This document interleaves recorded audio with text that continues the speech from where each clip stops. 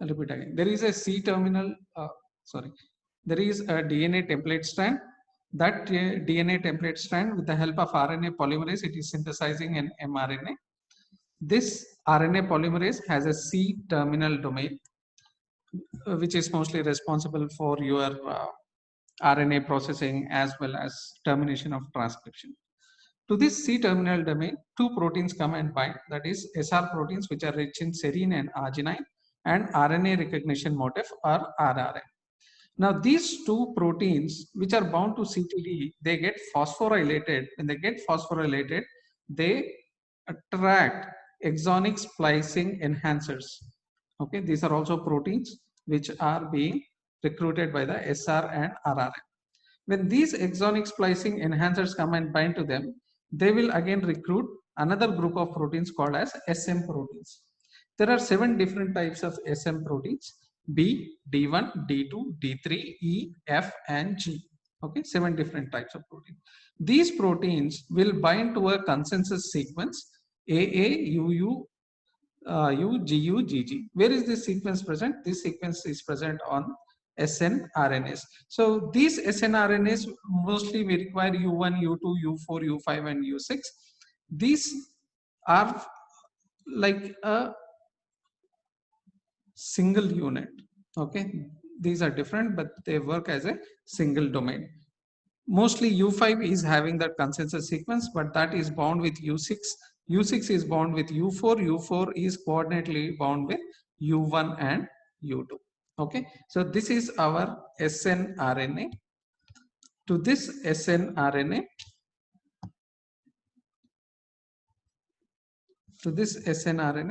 what has come and bound? Your SM proteins have bound. SM proteins are B, D1, 2, 3, E, F, and G. Okay, this together, these core proteins plus this snRNA, they form SNURPS or SNURBS. Okay, this whole thing is now called as SNURBS. These SNURBS, along with the exon and intron, this exon and intron, they will be like this. Okay, this being your intron. This is your intron inside, and U1 and U6 will make cut here, U2 and U6 will make a cut here, and they will be taken out. Okay, we'll look into that in a while. For now, just understand how a spliceosome is formed. So this SNRBS with this RNA, our mRNA, together it is called as a spliceosome. Anyone having any doubts? You want me to repeat it again?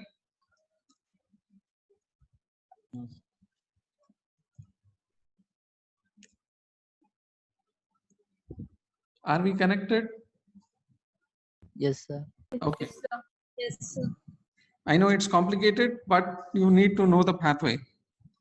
Template strand, which is producing mRNA, RNA polymerase is there, which is having a C-terminal domain. C-terminal domain binds with SR proteins and RRMs.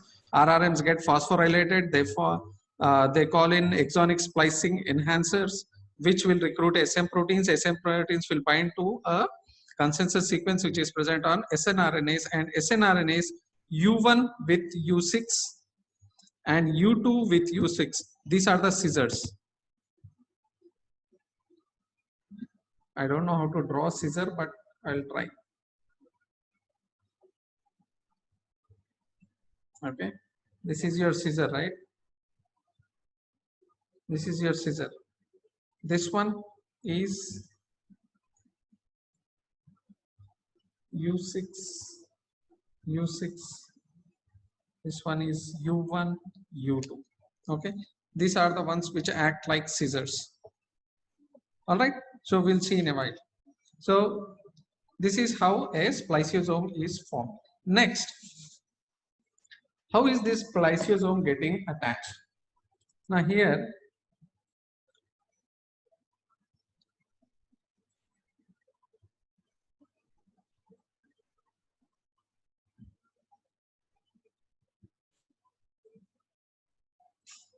let's say this is the heterogeneous RNA, hnRNA, okay, and this is your exon 1 on the 5 prime end, and this is your exon 2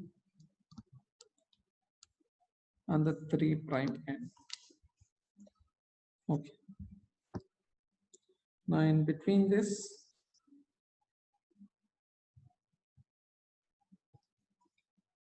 you are having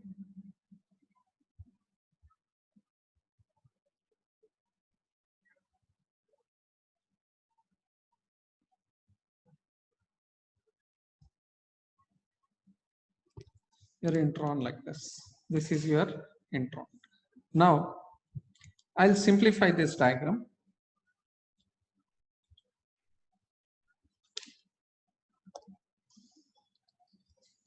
Let's take some time and I'll simplify this diagram.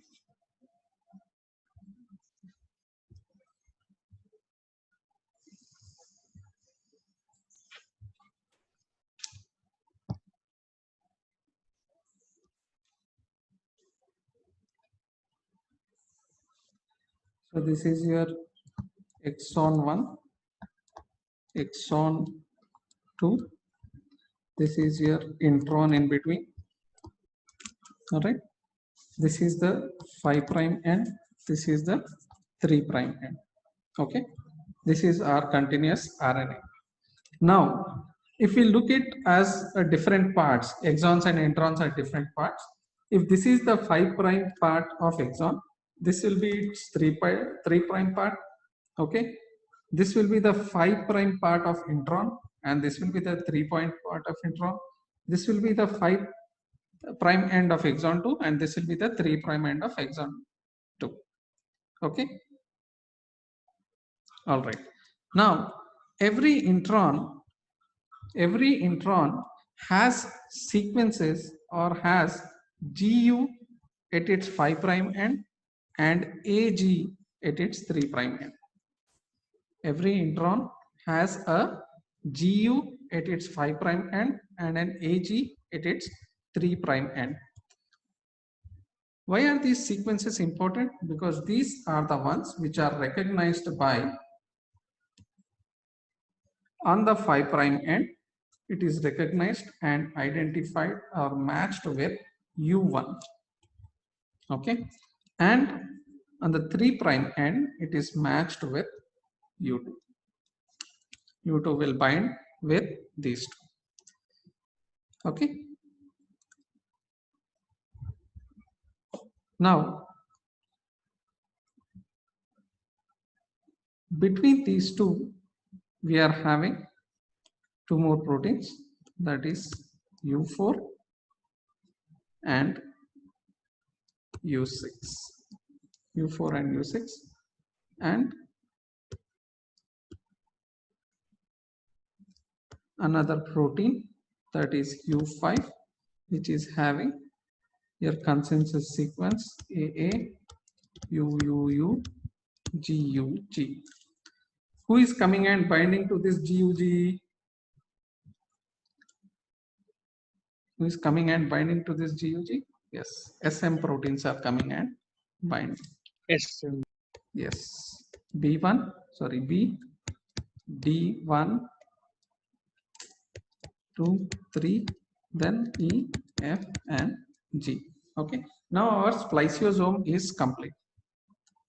We are having an exon 1 which is towards the 5 prime end, exon 2 which is towards the 3 prime end. In between them, we are having this intron. On the 5 prime end, there is sequence GU. On the 3 prime end, there is sequence AG. Okay. Now, first U1 will make a cut here. First U1 will make a cut here. When it makes a cut here, this prime, this part hydroxyl group becomes free, this part phosphate group becomes free. Correct or not? This part's hydroxyl group becomes free, this part's 5 prime group has a phosphate. Now in the intron, in the intron, say some 20 nucleotides from this end, 20 nucleotides from this end, there is an adenine present. There is an adenine present. This adenine,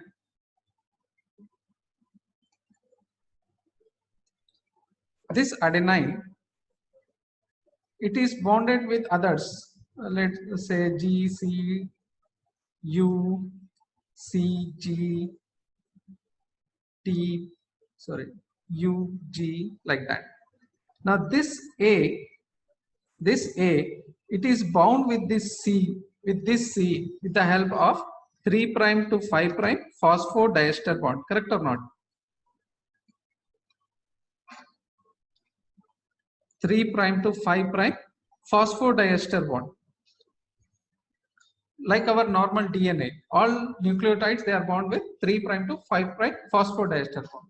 On this A, what happens to 2'? 2' is just having a hydroxyl group. Arey baba, it is like this.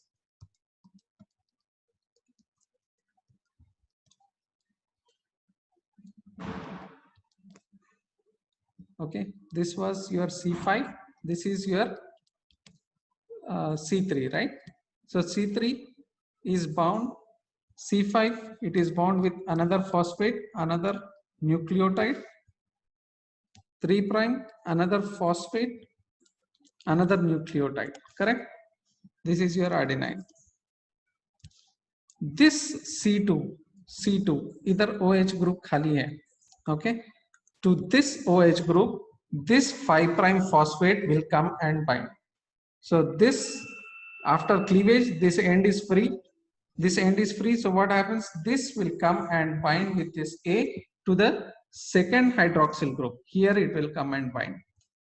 Okay, it will come and bind here. So how will this intron look now? This intron will now look like it has bent on itself.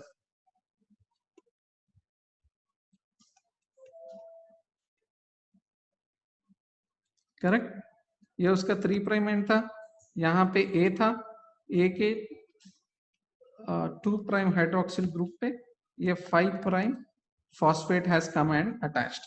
Okay, so this has formed an unusual phosphodiester bond. Unusual phosphodiester bond. ठीक है? You guys agree? Understood? Yes, sir. Yes, sir. So now we are having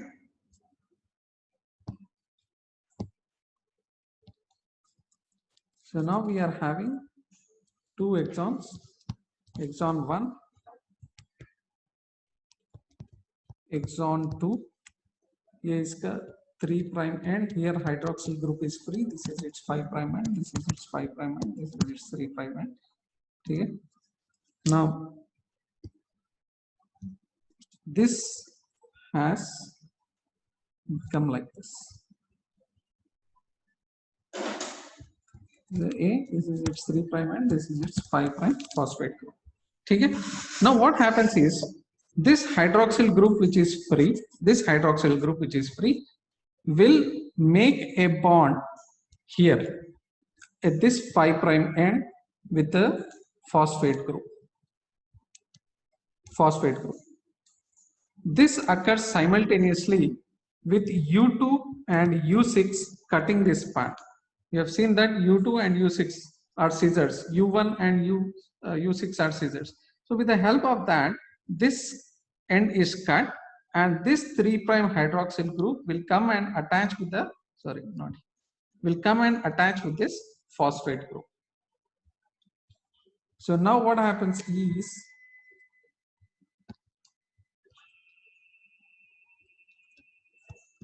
exon 1 will bind with exon 2. Exon 1 will bind with exon 2, and this part is removed as a lariat. What is lariat? Lariat. बंदे को फांसी डालना हो तो क्या करते? ऐसा रोप लगाते, and there is a noose, and this noose will be like this. Correct? Have you seen hangman? Jails, in jails they will put फांसी डालते ना रे. Yes, sir. लोग suicide कर लेते. What they do? They put a rope like this. This structure is called as a lariat structure. So a structure something like that is released. This release part is called intron. So who is releasing this? U2 and U6, U1 and U6. ठीक है? What has happened? There was an exon, there was another exon. In between those two, there was an intron. Now, intron had GU sequence and AG sequence. It is 5' and 3' and respectively. To that, U1 and U2 have come and bound, to which U4 and U6 are bound, to which there is a consensus sequence U5. To this consensus sequence, SM proteins are formed. These together, they form SNRPs. All right. Now, U1 will make a break here in the 3' and 5' and hydroxyl group, and phosphate is free. This phosphate group is brought together. Actually, it is looking like this, but these two are very near actually. ये diagram में हमको बहुत दूर लग रहा है, but actually it is very near, very close to each other. So what happens is this will make a unusual 2' to 5' phosphodiester bond with this, and this part is broken down. When this part is broken down, what U1 will do is it will bring this exon and attach it to this exon 2 here. So a 3' to 5' phosphodiester bond is formed, and exon 1 and exon 2 will meet together, and this intron is removed as a lariat structure. Okay, so this is how our mature RNA is formed. Mature RNA is formed with all the exons inside. Okay, with all the exons inside. So that is about splicing. Now, in this splicing, suppose what happened, just in case you answer. Okay.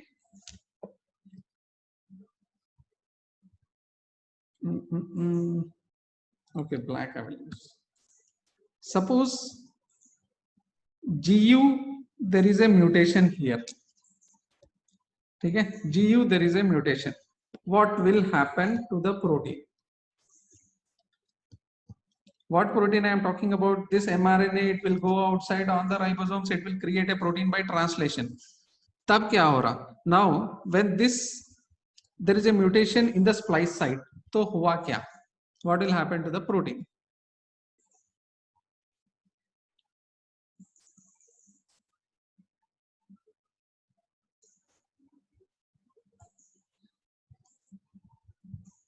Anyone?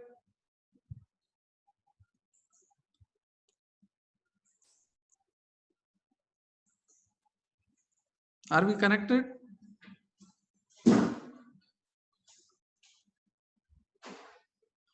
Are we connected?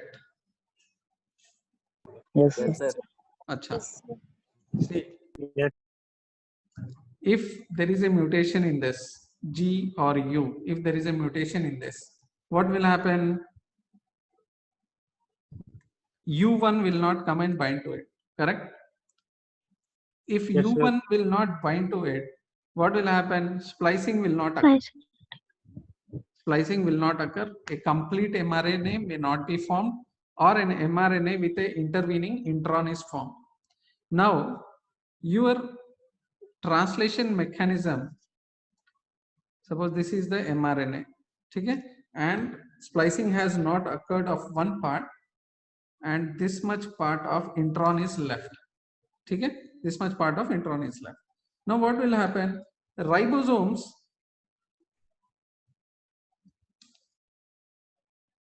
and your tRNA synthetase, these tRNAs, they are bringing amino acids. Okay, they are bringing amino acids. They will come and they will bind here APE site and all that, correct? हो गया ना translation?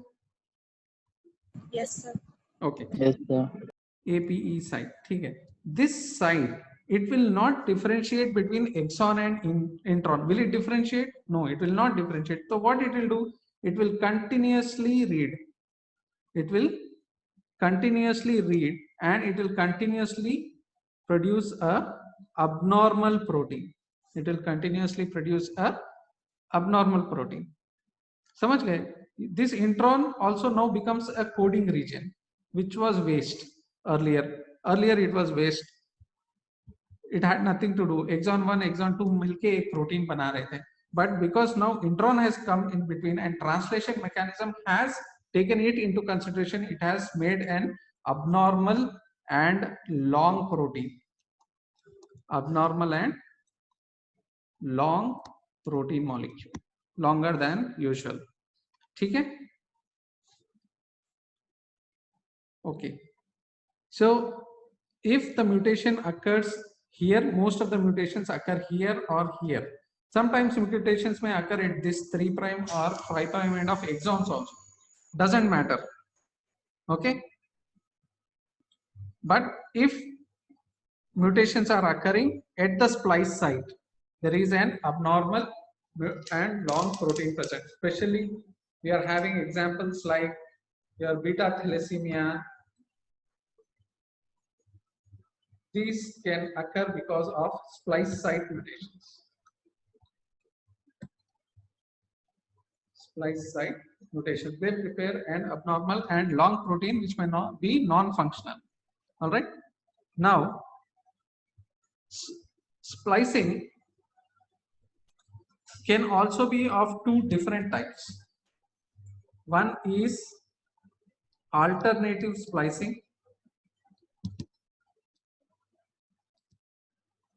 The other is RNA editing. RNA editing. Alternative splicing and RNA editing. Alternative splicing क्या है? Suppose there are exon 1, exon 2, exon 3, exon 4, exon 5. Okay. So what you had to do after splicing? After splicing, you would get your mRNA like this. ठीक है? 1, 2, 3, 4, 5. It has to come in this order in the 5' to 3' direction. It will be like this only. Alternate splicing will occur like this. Normal. This is normal. We are talking about normal. अभी alternate पे नहीं है.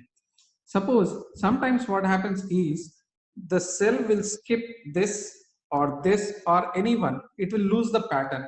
And now what it will do is instead of preparing this normal one, it will prepare another mRNA which is having exon 1, exon 3, exon 5. So now a different protein is synthesized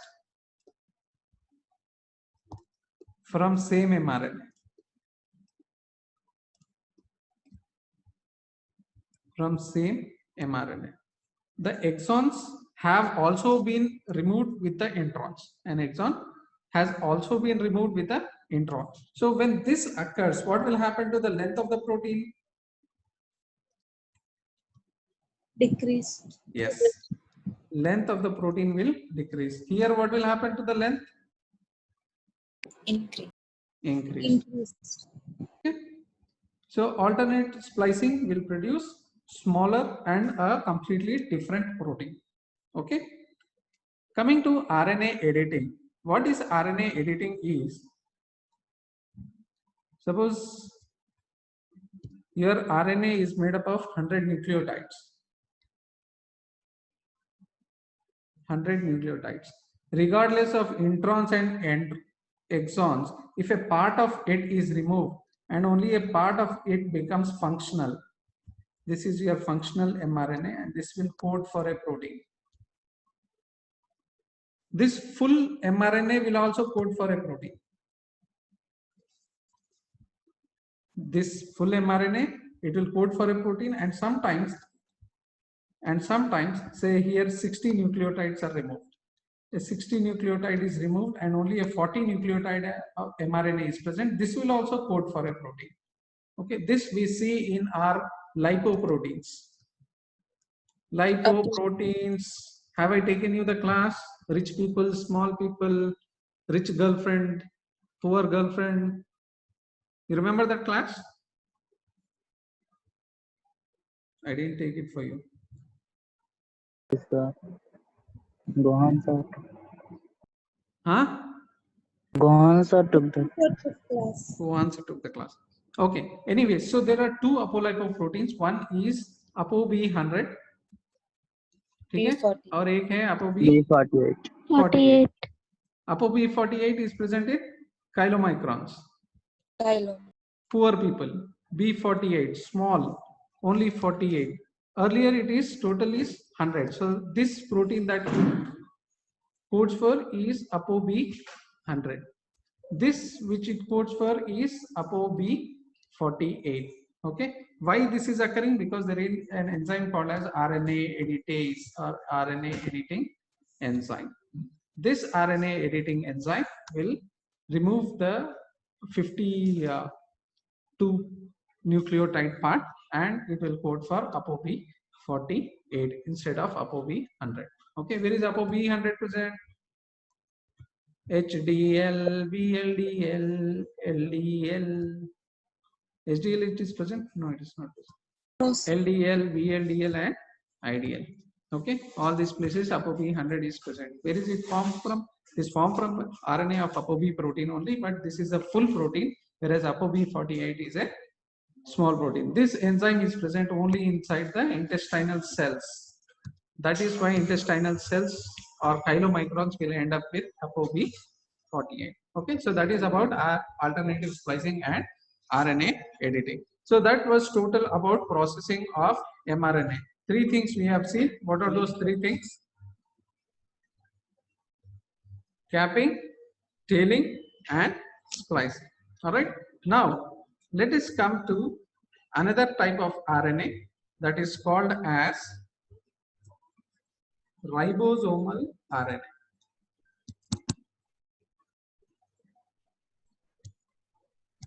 Ribosomal RNA. Okay. Ready?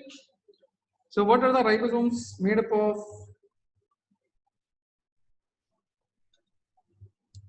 28S, 18S, 5.8S, and 5S. This makes the smaller subunit, the rest of them make the larger subunit. Now, 28S, 18S, and 5.8S, this was brought about by RNA polymerase 1. 5S is brought about by RNA polymerase 3. Okay, RNA polymerase 1 and RNA polymerase 3. So we will not talk much about this. This is with the tRNA. So what happens to this ribosomal RNA? First, there is our gene, a non-coding gene. Okay, this is its template strand. This is its template strand.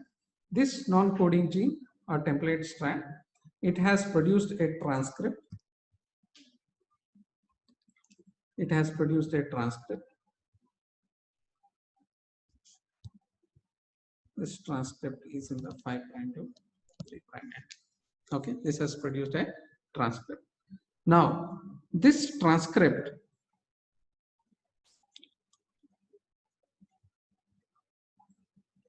it is initially 45 Swedberg units, long one.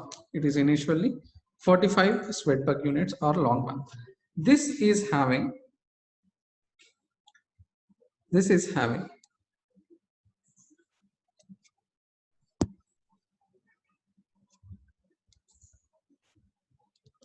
the 18S part, then the 5.8S part, then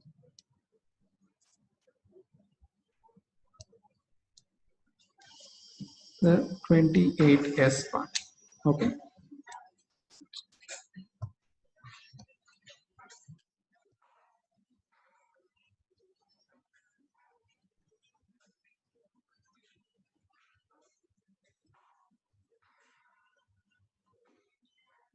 Now,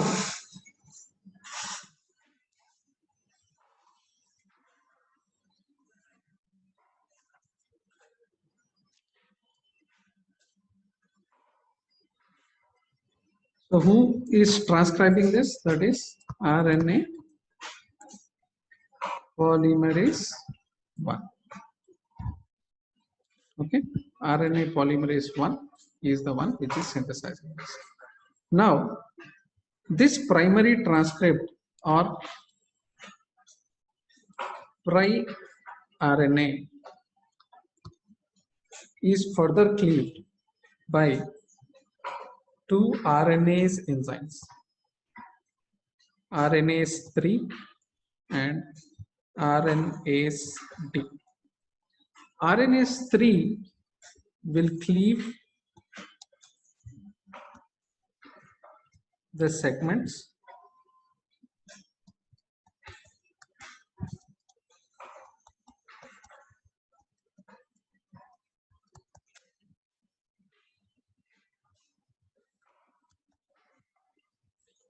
and the last part at the 3' end, it is cleaved by RNase D. RNase D. All right. So this RNase 3, when it acts, it will cleave a portion of 18S.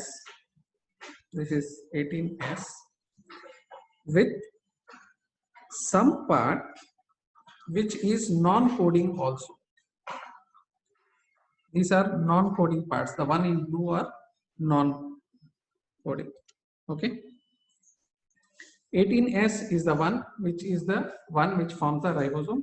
These are non-coding or say junk RNA. Say junk RNA. Some is present on 5' end and some is present on its 3' end. Same way with 5.8S also, and same way with 28S also.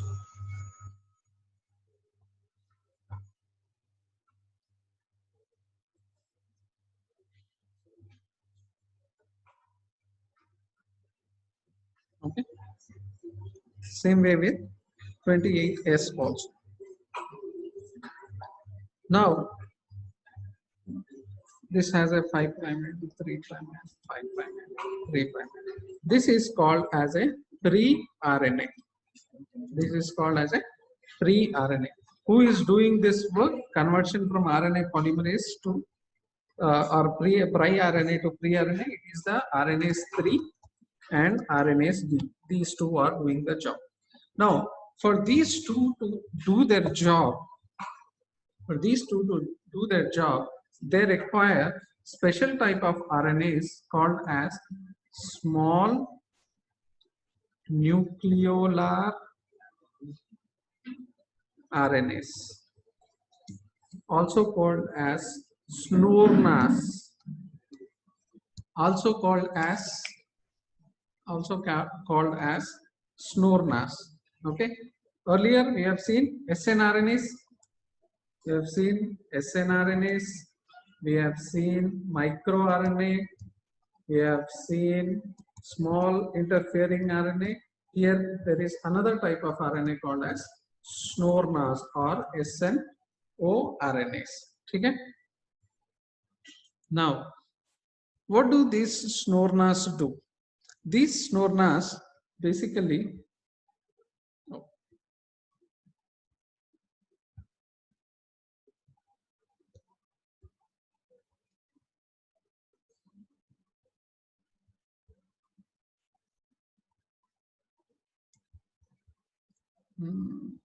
I don't have extra slides. Give me a minute.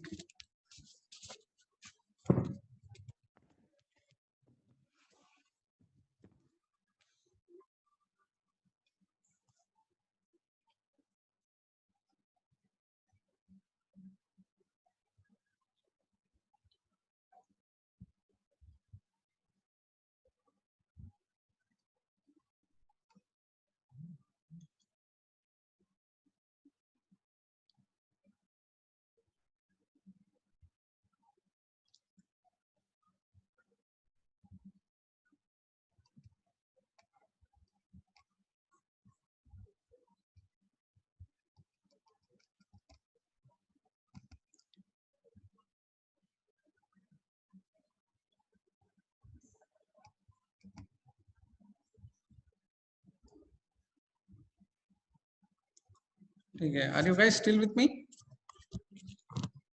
Yes, sir. और सो गए? I know this is boring topic, but very important also. You need, that is why I'm going in depth. नहीं तो इतना सब books में नहीं है, but I'm going in depth because later on तुम लोग बहुत you'll thank me a lot later on. Okay, so where was I? Small nuclear RNAs, nucleolar RNAs or SNORNAs. SNORNAs, these are 70 to 100 nucleotides in length. 70 to 100 nucleotides in length. ठीक है? They are encoded by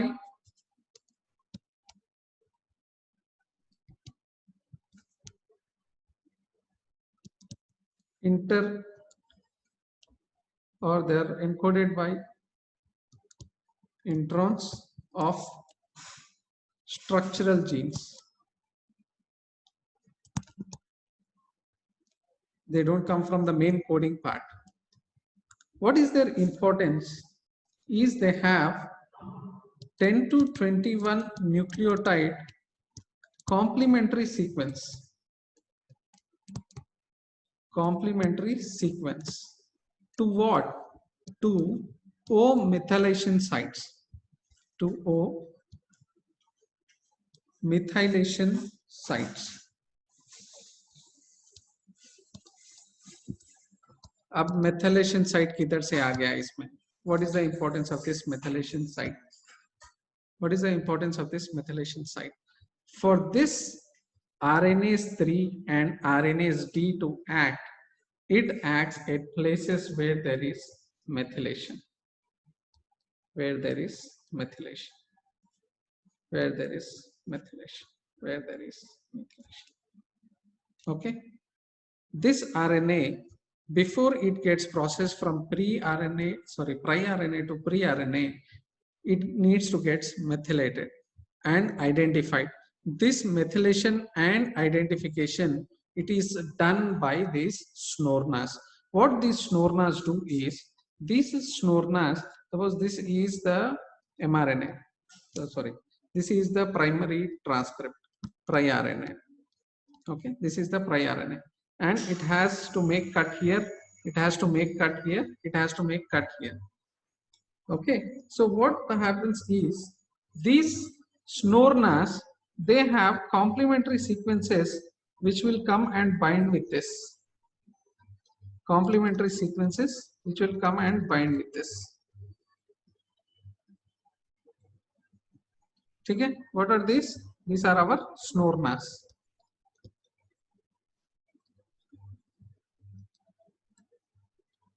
They'll come and bind with this. When they come and bind with this, they will recruit another enzyme called as methyl transferase. Methyl transferase, another enzyme called as methyl transferase. What this methyl transferase will do, it will take a methyl group from S-adenosylmethionine, convert it into S-adenosylhomocysteine, and it will go on adding methyl groups to this end. Methyl groups to this end. When there are methyl groups attached to this pri-RNA, RNase 3, it is the basic exonuclease and endonuclease enzyme, basic enzyme which will identify these methyl groups, and it will start making cuts. It will start making cuts. So this is how RNase 3 is making cuts by methylation. Who is causing that methylation? Methyl transferase. Who is recruiting methyl transferase? It is the SNORNA that is causing that methyl transferase. Now, this methyl transferation can be of three different types. One is O2 prime. Where is O2 prime present?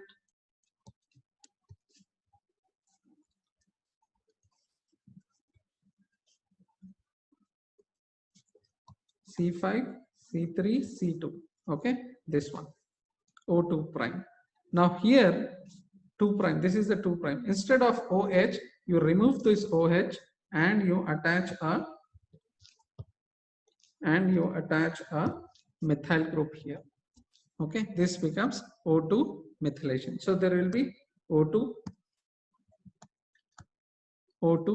methylation, then N6 dimethyl adenine, N6. So suppose this is adenine, this is N. Okay, this is 1, 2, 3, 4, 5, 6. Okay, N6 dimethyl adenine. So instead of this N, there will be 2 methyl groups attached here. There will be 2 methyl groups attached.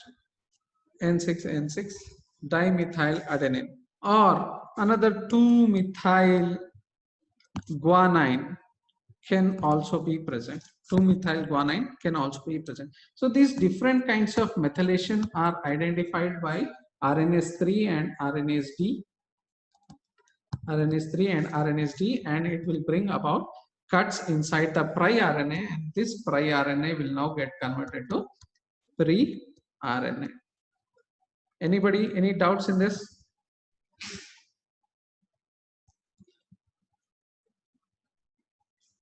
No, sir. Okay, thank you. Now, what happens is in the final step, or which is also called the secondary processing. Okay, it's not going. Which is also called as a secondary processing. This untranslated regions which are there on the 5 prime, or this chunk which is there on the 5 prime and 3 prime, these are removed by exonucleases which are called as M18, M5.8 and M28S or M28. By these nucleases, these are removed and it will form 18S, which will bind with 5.8S, which will bind with 28S. This requires RNA ligase. Okay, so this RNA ligase will make it into a complete ribosomal RNA. Now this RNA, once it forms, what will happen is it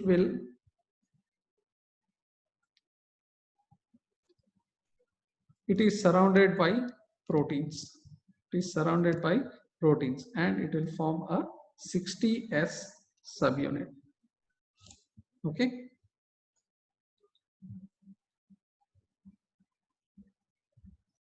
(60S subunit) like that. No, sorry.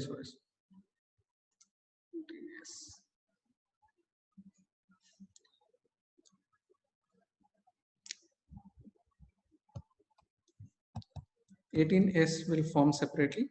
This 28S and 5.8S, it will form a larger subunit. Okay. All right. Next, coming to other type of RNAs are ribosomal RNAs which cause self-splicing. RNAs which cause self-splicing, these are also called as ribozymes. Okay, there are 2 types of self-splicing rRNAs. They are group 1 introns and group 2 introns. Group 1 introns and group 2 introns. What do group 1 introns do? They cause splicing very similar to our mRNA. Same way splicing will occur here. Instead of all these spliceosomes, there are no spliceosomes involved here. There are no spliceosomes anywhere. No spliceosomes. What will happen is, suppose this is 5 prime and 3 prime and This becomes as 5 prime 3 prime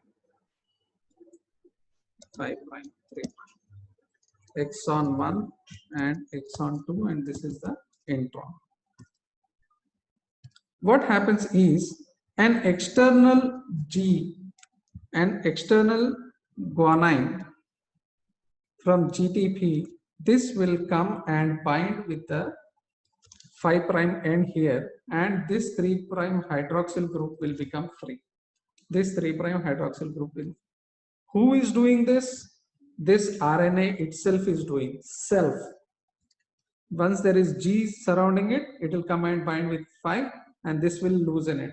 And this loosenates, what will happen is this hydroxyl group, it will go and attack this phosphate group. It will go and attack this phosphate group, and these two exons will come together, exon 1 and exon 2, as simple as that. It will come, and this intron is liberated as, but here this 5 prime group, this will again come and bind with A here. There will be A here, like same as mRNA. It will come and bind, but here this will form a circular shaped intron plus a small part. See, it is first forming like this. Okay, now what will happen is there will be another break here, and this will become like a circle, and this will come out as a small piece. Okay, so this type of splicing, self splicing, occurs in group 1 introns. These are present in nuclei, mitochondria, chloroplast, and bacteria. Coming to group 2 introns, here, except for this, it will be a Lariat structure only. The introns are removed as Lariat structures. These are group 2 introns.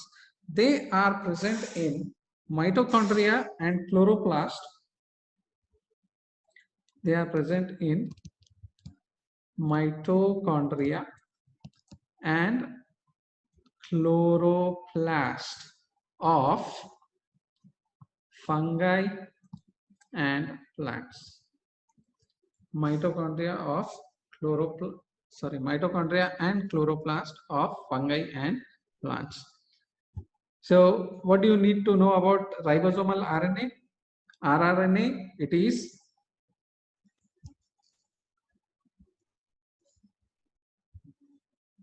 first a pri-RNA is formed, which is converted to pre-RNA. Before that, methylation will occur. Who is doing that methylation? It is the SNORNAS. Okay, SNORNAS. What are they? 70 to 100 nucleotide in length, encoded by introns of structural genes. They have complementary sequences to places where methylation should occur. So they will go there. They will recruit the methyl transferase. It will come. It will take from S-adenosylmethionine, a methyl group, and it will attach there. Different types of methylation: O2 methylation, N6 dimethyladenine, and 2-methyl guanine. Okay, so these are the different types of methylations which are identified by RNase 3 and RNase D. Now what they'll do is they'll convert tri-RNA to pre-RNA. Then second type of RNA processing will occur, wherein M group of exonucleases, M18, M5.8 and M28, they will form RNA. Okay, and this will form 60S and 40S subunits by attaching protein molecules. Okay, now ribosomal RNAs, it can be of two types: self-splicing ribozymes, group 1 and group 2 introns. Group 1 are present in nucleotides, in nuclei, mitochondria and chloroplast, and in bacteria. Group 2 introns, they are present in mitochondria and chloroplast of fungi and plants. The difference between both of them is the type of introns that are liberated or that are spliced out. Okay, just give me 2 minutes.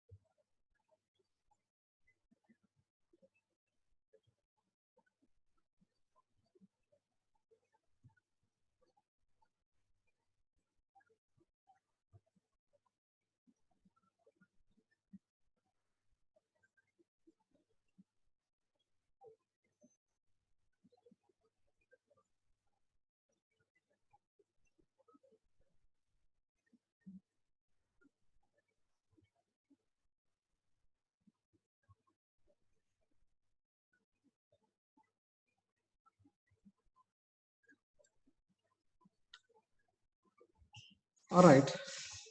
So we'll now do the last part, last and small part, that is tRNA.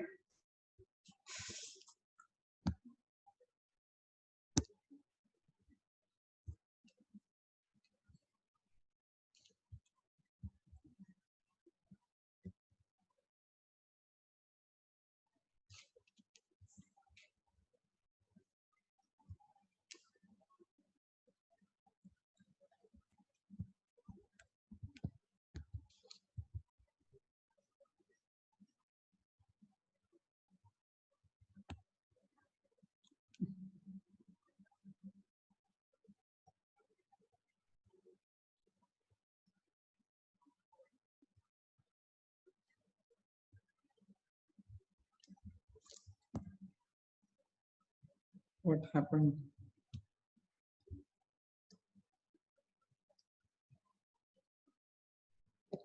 Okay. tRNA process. So tRNA processing, in tRNA, the initial structure of tRNA is something like this.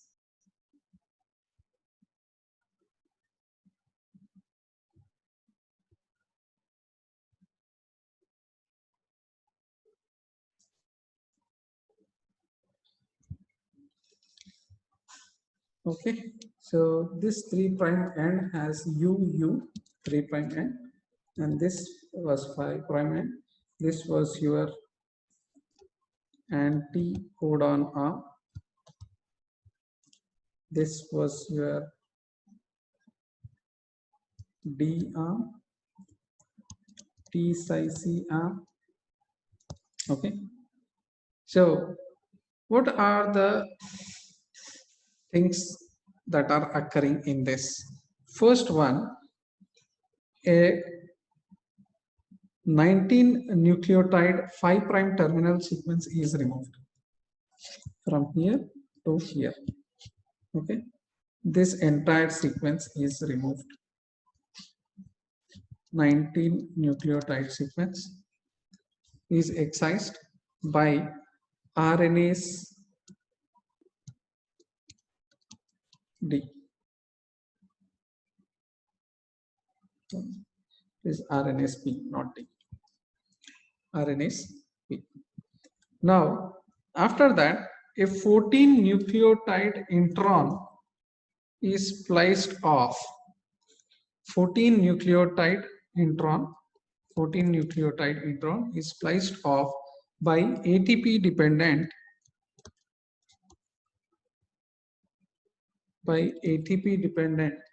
splicing endonuclease.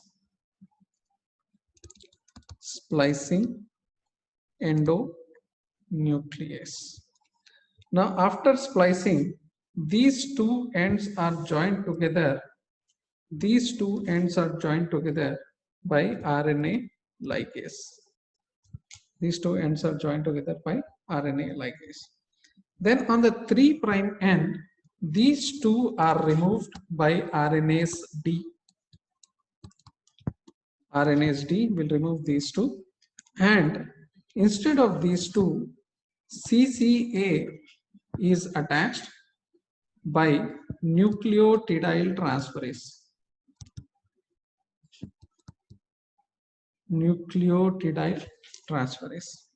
Okay. So first, what had happened? An RNase P, it will remove a 19 nucleotide sequence from the 5' end.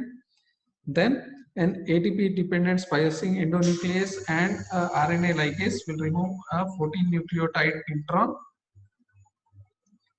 Then on the 3' end, it is trimmed of this UU by RNase D, and a final CCA is attached by nucleotidyl transferase. Apart from this, there can be base alterations.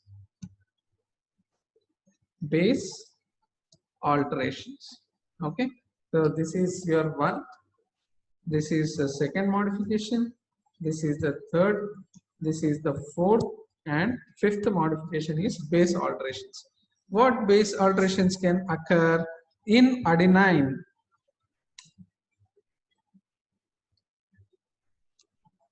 in adenine, we have already seen in adenine N6 dimethyl adenine can occur, or isopentenyl adenine N6 isopentenyl adenine can occur. This is also called as I6A. Isopentenyl adenine can occur. All right. Then 1-methyl adenosine can also occur. 1-methyl adenosine can occur. So suppose this is your adenine.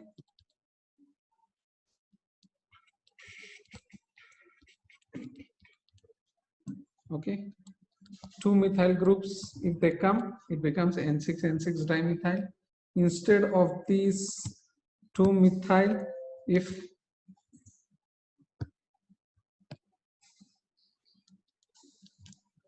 isopentenyl chain is present, then it's become isopentenyl adenine.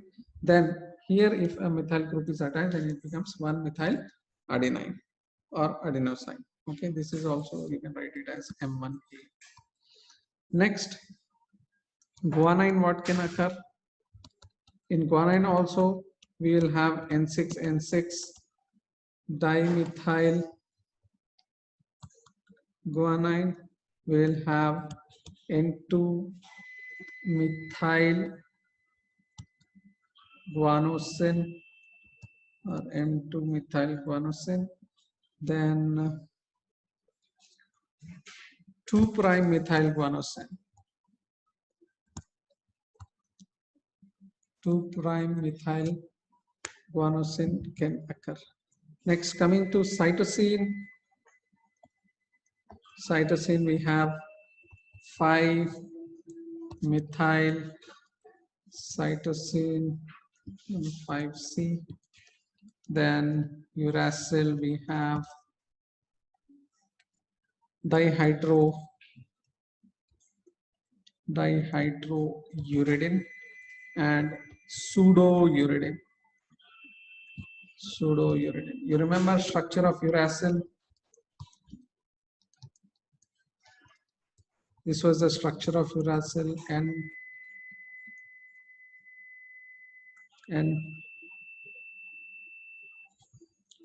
okay, this was uracil.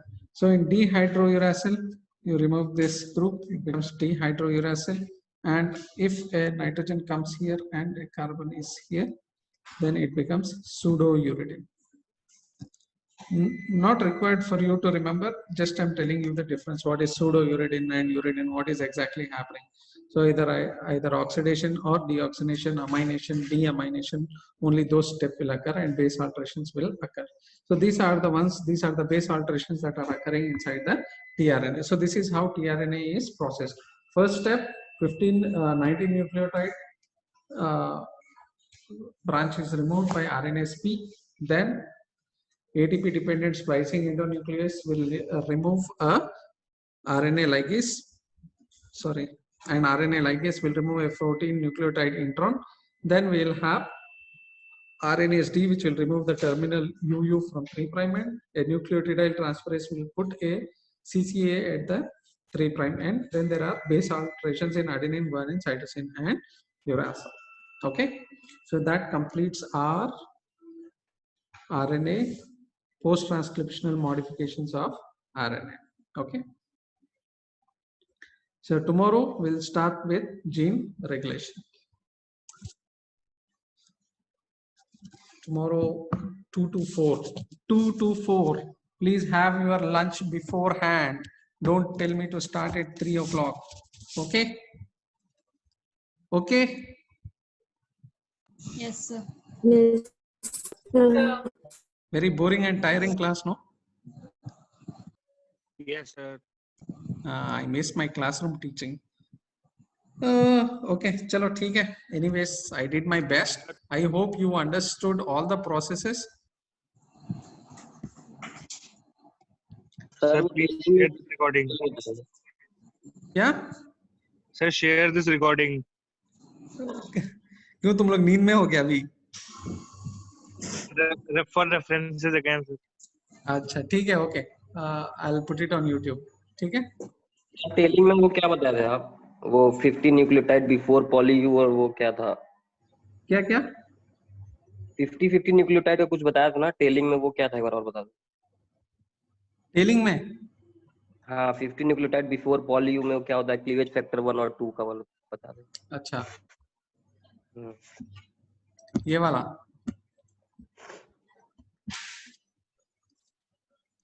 see there is a consensus sequence towards the 3' end. जब 3' end की तरफ mRNA बनता है तो उधर sir ये always नहीं, एक सीक्वेंस होता है AAU AAA। सर ये वाला नहीं, वो टेलिंग में था जो। टेलिंग यही है ना, पॉली ए टेल। हाँ इधर इधर इधर ये 50 न्यूक्लियोटाइड को जो आप बताए थे, इधर क्या हाँ होता वही है। तो बता रहा हूँ, इधर देखो 15 न्यूक्लियोटाइड 15 न्यूक्लियोटाइड, ये सीक्वेंस के 15 न्यूक्लियोटाइड के बाद this cleavage factor can act. It cannot act here or here. It needs a gap of up to say 15 nucleotides.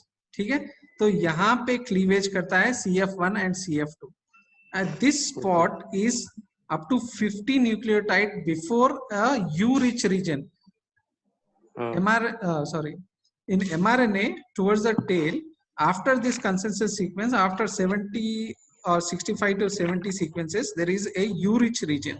ठीक है, इसका कोई सिग्निफिकेंस नहीं है, जस्ट ये बताया है कि इससे अगर तुम if you are doing a polymerase chain reaction या you are doing a DNA sequencing, तो you will come across poly U region. ठीक है, तो उससे 50 न्यूक्लियोटाइड पहले तुमको क्लीवेज साइट मिलेगा। ओके, वो क्लीवेज साइट क्या है, वहां पर ट्रिमिंग और that from that part the RNA is trimmed out, यानी उसके बाद से सारा जंक निकाल देगा। कौन निकाल रहा है? CF1 and CF2 is taking that out. ठीक है, ओके सर, ओके चलो, see you tomorrow. Thank you, sir. Thank you, sir. Thank you, sir.